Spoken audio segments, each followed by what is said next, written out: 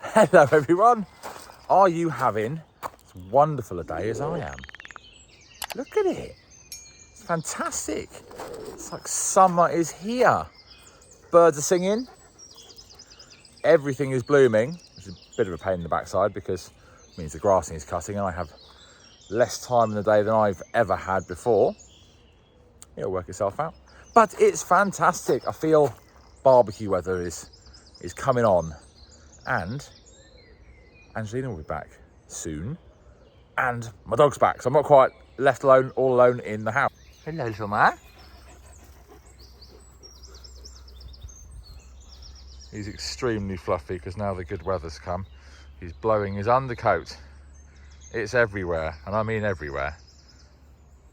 Have enormous amounts of things to do to catch up after being away for a week. And of course, it's basically the start of the summer. We're going to have events here at the Chateau. Can't wait to announce some dates for those. We're going to have huge amounts of events at our latest acquisition, the Red Lion. We've actually got one this Saturday in aid of the Ukraine charity that we helped last week. That'll be a really busy day. I'm looking forward to that, but can't quite move forward with everything else with what I call the new chapter, the summer, until I just finish off the old one. So I will tell you about what happened on that trip to Ukraine because you're all asking.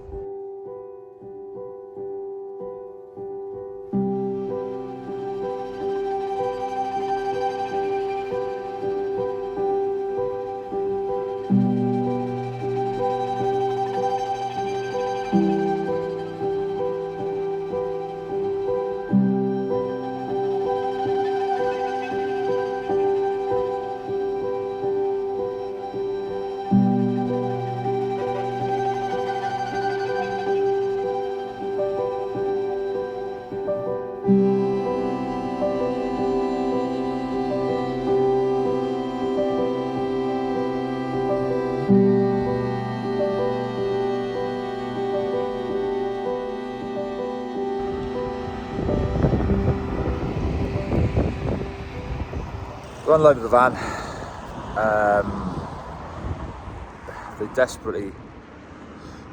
They want us to see the wonderful part of what only we're doing, but what is going on in Ukraine. And I said I didn't really want to film anything that would be at all upsetting because I thought I'd see lots of that, to be honest. What I did see is the complete opposite. We were at the border for about 3 hours. And what I saw were people coming back to Ukraine, people that had gone because, rightly so, they thought they needed to. I saw fathers on the Ukraine side of the border reunited with their wives and children as they came back through from the Polish side. And Tatiana would like to show us where people are staying because they're hiding from that side. The further away, they're here in the safe part, and they're looking forward to going home. It's a feeling of joy, apparently. So I guess it would be rather rude of me not to. So let's see.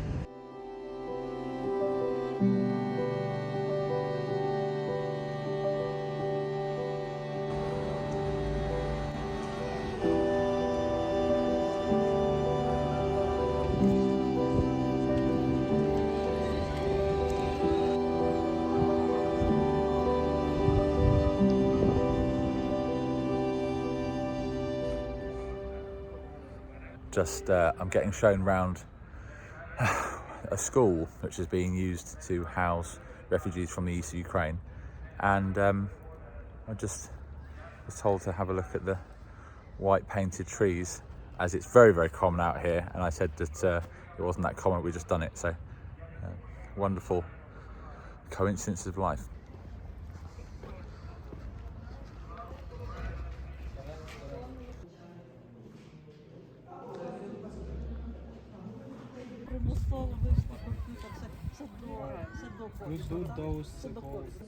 While we're getting around, showed around the school, I obviously won't take dream of invading anyone's privacy and take any videos or pictures of some of the things that I've seen. But what I want to get across is actually how wonderful it is. It's a horrible situation, it's a horrible reason why people are here, but the atmosphere is one of lifted spirits because they're safe and they're all doing something, and it's, I don't know, it's quite a mixed emotions.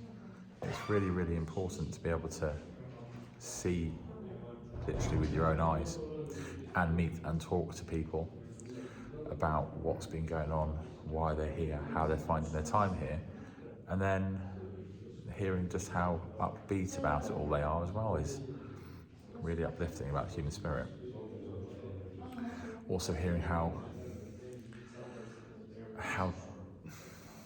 much a difference just what we manage to bring down really can make, because obviously they just don't have enough food to look after people here, and they're shipping half and half. They've got a reasonable amount of people here who have come from the east of Ukraine, and then they've got people who won't leave and are trying to stay there, and they're getting aid supplies out to them as well. So seeing literally where it goes is changes the way you feel about doing it a lot, and I always felt quite strongly about doing it anyway.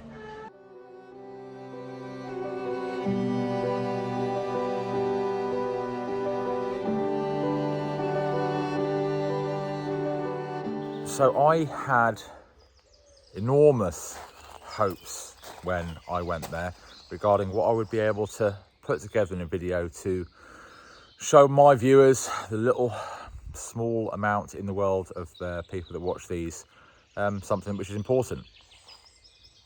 To be honest, I filmed an entire documentary with a big camera, which is way too serious for this channel, and really I think this video probably is, but it was important to get it out there. I wanted to show the viewers where that aid money which you all donated went. That was the reason I videoed any of it. It was important for you to see it physically went somewhere important. I hoped in the video to tell you about how we stayed in the worst possible hotels because they were as cheap as possible, be it to save on costs, how we ate our own, we paid for our own food, how we went with the same team or a couple of different drivers because we all got on as well as possible. I hope to show you all of these things, and I couldn't.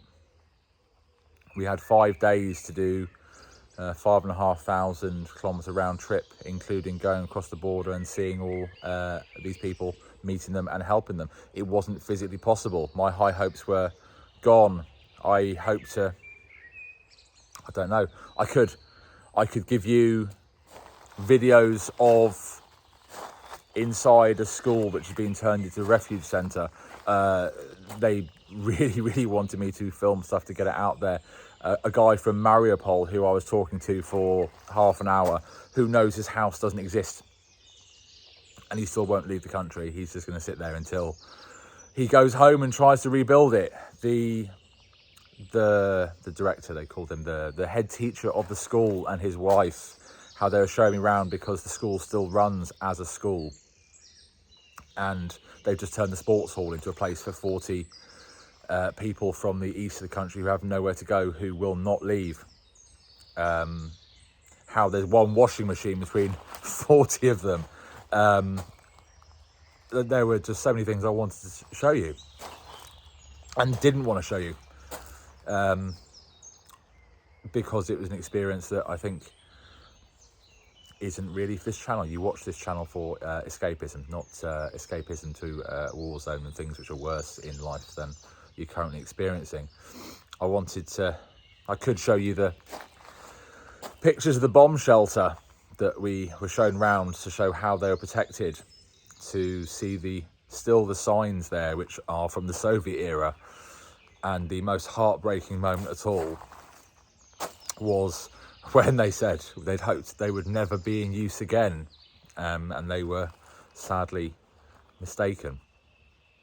All of which I did not, no, there was no worries for our safety. Even though 10 minutes after we got across the border, our contact Tanya phoned me to make sure we were across the border or we would have to come back because the air raid sirens were going off, and we were fine, but it was a tense couple of hours while I was waiting to hear from them to know they were safe. And then I realised that was the reality of day-to-day life, and that was a rather sobering moment. But that is not what I took from this trip, nor is it what I've shown you in the videos. What I saw was life going on as normal.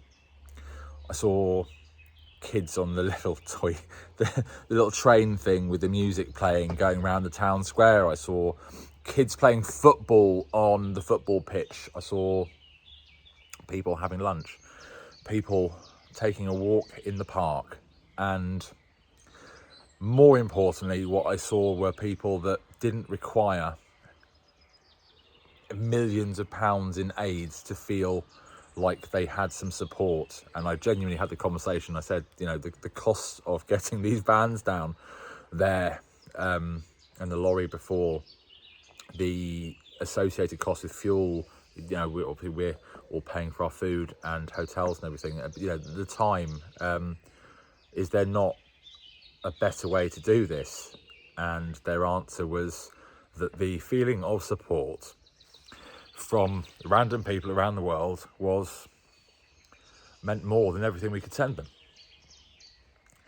And that's what I'm going to take from that trip, and that's why we're doing the fundraiser at the bar this weekend, to try to get them those little things that we could still do to help.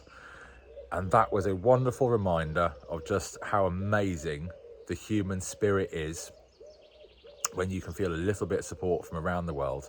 So once again, you did that.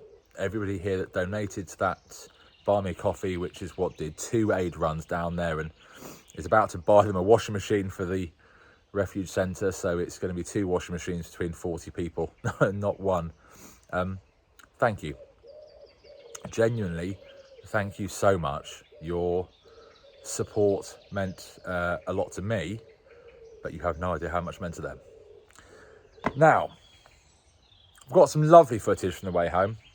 I've got an entire documentary about the entire thing filmed, and that's just not suitable for this channel. So if anyone wants to see that, you know what, maybe I'll make just another channel just to send it out to you so you do get to see it. But I've got some wonderful clips of the way home. I am going to add those in. I saw a couple of really amazing places which you might not get to see other than that, just in other videos. But its normal service is going to resume. I have to feel really, really happy about being here, because I am. And the jovial bull, fun times will resume. That's about what I can say. Right. Genuinely, thank you so much for watching. Thank you so much for all the support that went on that trip. And more so, thank you so much for, if you've got to this point in the video, putting up with me. I didn't do this for an ego reason. And certainly you don't normally watch my videos to see me struggle for words through emotion. So if you didn't like the video, sorry. If you got this far and did, thank you so much, and I will see you all tomorrow. I hope you all have a wonderful night's sleep, and wherever you are all safe and well. Bye now.